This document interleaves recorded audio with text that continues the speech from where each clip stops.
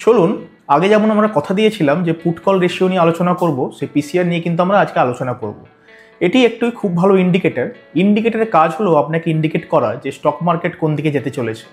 ধরুন একটা বাইক যাচ্ছে, বাইকের ডান দিকে কিংবা বাম দিকে ইন্ডিকেটর নেই বা ইন্ডিকেটর দেয়, যারা বাইক চালান সবাই জানেন। বাইকটি কিছুক্ষণ পরেও বাঁকতে পারে বা ইমিডিয়েটলি বাঁকতে পারে, কিন্তু বাঁকবে এই সম্ভাবনা কিন্তু একটা দেয়, এবং কোন দিকে বাঁকবে তার জন্য কিন্তু ইন্ডিকেটর বাইকে দেখা যায়। আসুন আমরা একটা ইন্ডিকেটর নিয়ে আলোচনা করি, সেটা হলো put call ratio or PCR. একইভাবে কাজ করে, স্টক মার্কেট কোন দিকে যাবে সেই সংক্রান্তে কিন্তু আমাদের একটা ভাব কিন্তু প্রকাশ করে পিসিআর।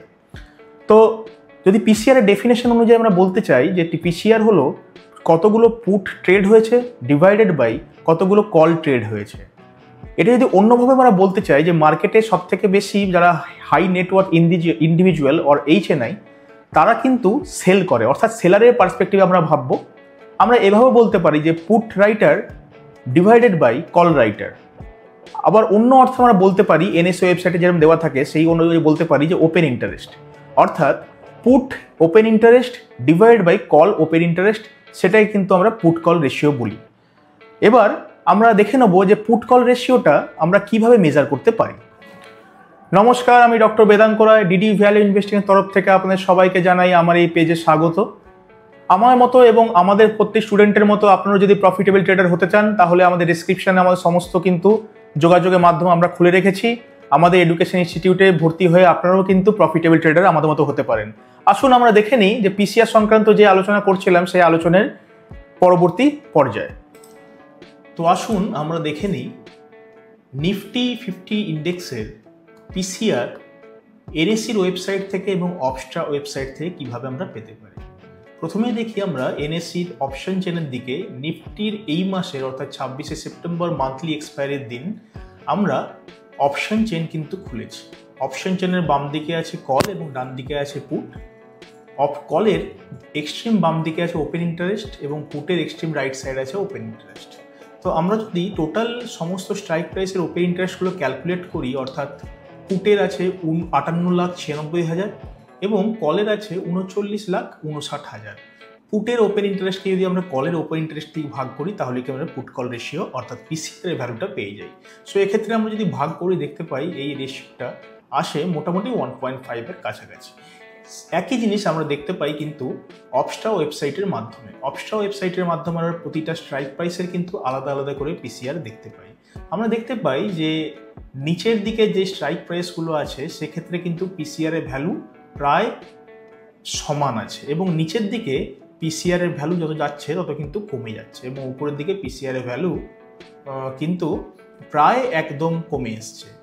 সুতরাং আমরা অপস্ট্রা ওয়েবসাইটের থ্রু দিয়েও কিন্তু আমরা দেখতে পাই যে প্রতিটা স্ট্রাইক প্রাইসের ওপেন ইন্টারেস্ট কেমন আছে। আসুন আমরা দেখে নিই যে প্রতিদিন বা প্রতিটা ডেটে আমাদের পিসিআর কিন্তু একটা ক্যালকুলেশন আমাদের এই গ্রাফের মাধ্যমে পোর্ট্রে করা হয়েছে, এবং সেক্ষেত্রে আমরা কিন্তু দেখতে পাই যে পিসিআর কিভাবে ফ্ল্যাকচুয়েট করছে। তো এখানে আমরা একটা জায়গায় ধরুন এই জায়গাটায় আমরা দেখলাম যে পিসিআর প্রায় নিচের দিকে আছে এবং এখান থেকে ট্রেন্ড রিভার্সাল হতে পারে, অর্থাৎ পিসিআর বাড়তে পারে।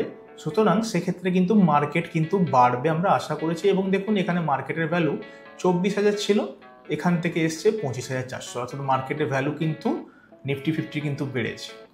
আসুন এবার আমরা দেখে নিই যে পুট কল রেশিও এই জিনিসটা ক্যালকুলেট কিভাবে হয়। তো পুট আমরা কখন সেল করি, যে মুহূর্তে আমরা মনে করি যে মার্কেট সাইড ওয়াইজ যাবে অথবা মার্কেট উপরের দিকে যাবে। কল ওপেন ইন্টারেস্ট আমরা তখন নিই, অর্থাৎ কল সেল আমরা তখনই করি যখন জানি আমরা মার্কেট নিচের দিকে থাকবে কিংবা মার্কেট সাইড ওয়াইজ যাবে। এক্ষেত্রে আমরা যদি দেখি যে অপশন চেনে আমরা যেমন দেখলাম এনএসই ওয়েবসাইটে যদি আমাদের পুট ওপেন ইন্টারেস্ট 50 থাকে এবং কল ওপেন ইন্টারেস্ট 100 থাকে, সেক্ষেত্রে আমরা বলতে পারি কিন্তু যে পুট কল রেশিও অর্থাৎ put open interest divided by call open interest ভাগ করতে হবে, এটা বেরোয় 0.5। এবার ইন্টারপ্রিটেশন কিভাবে আসবো, যদি দেখি আমরা পুট কল রেশিও 1 আছে তাহলে কিন্তু নিউট্রাল। 1-এর থেকে যদি বেশি থাকে অর্থাৎ 1 থেকে 1.7-এর মধ্যে যদি থাকে তাহলে আমরা ধরি যে মার্কেট বুলিশ রান করতে পারে, অর্থাৎ মার্কেট উপরে উঠবে। যদি সেটা 1.7-এর থেকে বেশি হয়ে যায়, অর্থাৎ পুট সেলাররা প্রচুর বেশি সংখ্যায়, তাহলে কিন্তু ট্রেন্ড রিভার্সাল হতে পারে, অর্থাৎ মার্কেট কিন্তু সেখান থেকে নিচে নামার সম্ভাবনা আছে। এবং যদি দেখি যে এটা 1 থেকে 0.6-এর মধ্যে আছে, তাহলে আমরা ভাববো যে মার্কেট নিচের দিকে যাবে, এবং অর্থাৎ বিয়ারিশ সেন্টিমেন্ট কাজ করছে।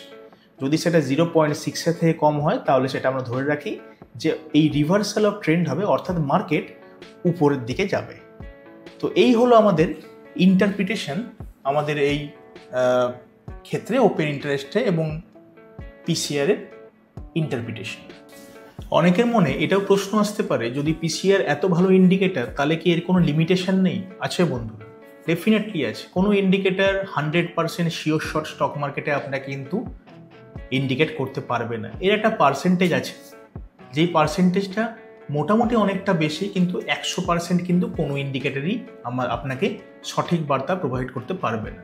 আসুন আমরা দেখি যে তাহলে পিসিআর-এর লিমিটেশন বা ব্যতিক্রম কী কী আছে। আমরা যদি এখানে দেখতে পারি, তাহলে আমরা দেখতে পাই যে প্রতিটা স্ট্রাইক প্রাইসে কিন্তু আলাদা আলাদা করে ওপেন ইন্টারেস্ট আছে, অর্থাৎ এদের পিসিআর-এর ভ্যালু কিন্তু আলাদা। সব ওপেন ইন্টারেস্টগুলো জয়েন একসঙ্গে করে অ্যাড করে যদি যেটা পাই, সেটাই কিন্তু আমাদের এখানে ওপেন ইন্টারেস্ট হিসেবে, অর্থাৎ পিসিআর হিসেবে কিন্তু আমাদের রেজাল্ট দেয়। কিন্তু অনেক সেই উত্তরটা কিন্তু সবসময় সঠিক উত্তর হয় না। কিছু কিছু স্ট্রাইক প্রাইসে পিসিআর বেশি হয়, কিছু কিছু স্ট্রাইক প্রাইসে পিসিআর কম হয়। তাহলে এখান থেকে আমরা একটা ব্যতিক্রম কিন্তু পেলাম, যেটা পিসিআর-এর কিন্তু ফ্যালেসি বা পিসিআর-এ কিন্তু ব্যর্থতা অন কাইন্ড অফ ধরতে পারেন সবাই।